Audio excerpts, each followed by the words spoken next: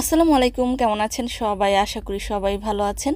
যে যেখান থেকে এই ভিডিওটি দেখছেন সবাইকে শুভেচ্ছা জানাচ্ছি। আজকের ভিডিওতে জানিয়ে দিব কুয়েতের সর্বশেষ খবর। প্রথমেই জানিয়ে দিচ্ছি ট্রাফিক ও বিশেষ অভিযান সম্পর্কিত আপডেট। স্বরাষ্ট্র মন্ত্রণালয় সূত্র প্রকাশ করেছে যে কুয়েতের জননিরাপত্তা ও শৃঙ্খলা বাড়ানোর চলমান প্রচেষ্টার অংশ হিসেবে স্বরাষ্ট্র মন্ত্রণালয়ের মহামান্য উপপ্রধানমন্ত্রী এবং স্বরাষ্ট্রমন্ত্রী শেখ ফাহাদ ইউসুফ আল সৌদ আল সাবা এর সরাসরি তত্ত্বাবধানে ময়দান হাওয়ালি এলাকায় একটি বড় আকারের নিরাপত্তা অভিযান পরিচালনা করা হয়েছে। এই অভিযানে 921টি ট্রাফিক লঙ্ঘন রেকর্ড করা হয়েছে। রেসিডেন্সি ও শ্রম আইন লঙ্ঘনের দায়ে 5 জনকে গ্রেফতার করা হয়েছে। আরও 3 জন অপরাধীকে অন্য মামলায় জড়িত থাকার অপরাধে আটক করা হয়েছে।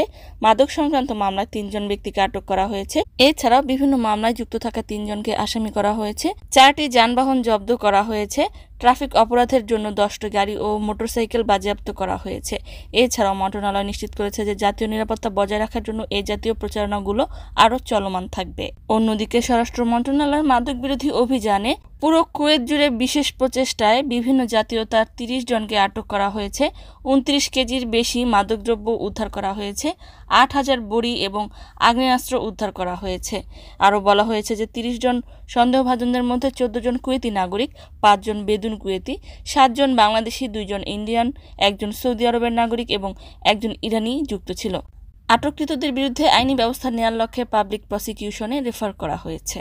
অন্যদিকে সিভিল সার্ভিস কমিশন থেকে ঘোষণা করেছে যে এখন থেকে সরকারি কর্মচারীরা সাহেল অ্যাপসের মাধ্যমেই কোনো রকমের বেতন প্রভাবিত না করে সিক লিভ, মারাদিয়া বা অসুস্থতাজনিত ছুটির আবেদনপত্রটি উঠিয়ে নিতে পারবে।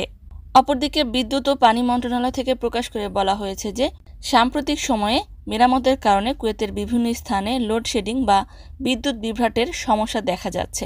এমত অবস্থায় কুয়েতি নাগরিক ও প্রবাসীরা লিফট ব্যবহার করা থেকে বিরত থাকতে যে সময় বিদ্যুৎ থাকবে না।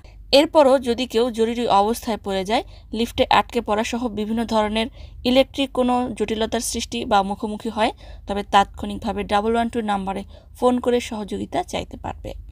জানিয়ে দিচ্ছি একটি জরুরি কমেন্টের উত্তর। গত কয়েকটি ভিডিওতে একই কমেন্ট কয়েকবার কয়েকজনের কাছে পেয়েছি। কমেন্টটি হলো, কেউ যদি বাংলাদেশে গিয়ে পাসপোর্ট বানিয়ে কুয়েতে নিয়ে আসে তবে সেটি প্রযোজ্য হবে কিনা, বা বাংলাদেশে বেড়াতে গিয়ে পাসপোর্ট রিনিউ করে নিয়ে আসা যাবে কিনা, এক্ষেত্রে ভিসা বা অন্য কোনো সমস্যা হবে কিনা। উত্তর হলো যে হাতে থাকা যে পাসপোর্টটি নিয়ে ট্রাভেল করবেন, কুয়েতে ফিরে আসার সময় পর্যন্ত সেই পাসপোর্টটির 6 মাস মেয়াদ থাকতে হবে। এমন অবস্থায় বাংলাদেশে গেলে বাংলাদেশ থেকে নতুন করে পাসপোর্ট বানিয়ে কুয়েতে নিয়ে আসতে পারবেন। সেক্ষেত্রে অবশ্যই নতুন পাসপোর্ট এবং পুরনো পাসপোর্টটি ক্যারি করতে হবে।